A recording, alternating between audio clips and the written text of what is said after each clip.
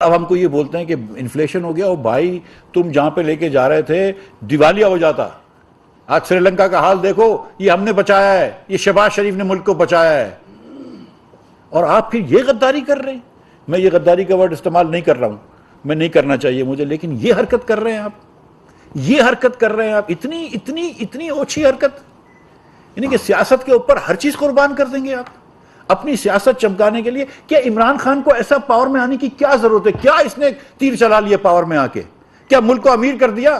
کیا ملک میں قرض کم کر دیا؟ کیا ملک کے اندر پڑھائی بڑھا دی؟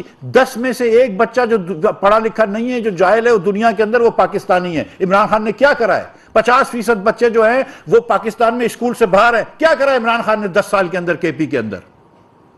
جھوٹ بولنے کے علاوہ کیا کیا ہے؟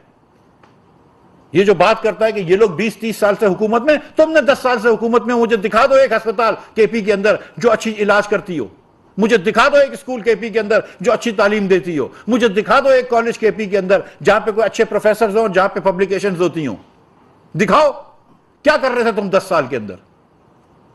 جھوٹ بولتے ہو، پھر ملک کے خلاف سازش کرتے ہو. مطلب کوئی لمٹ تو ہونی چاہیے نا کہ آدمی یہ لائن کراس نہیں کرے گا. آپ تمام سیمائیں پار کر چکے ہیں. شرم آنی چاہیے ان لوگوں کو.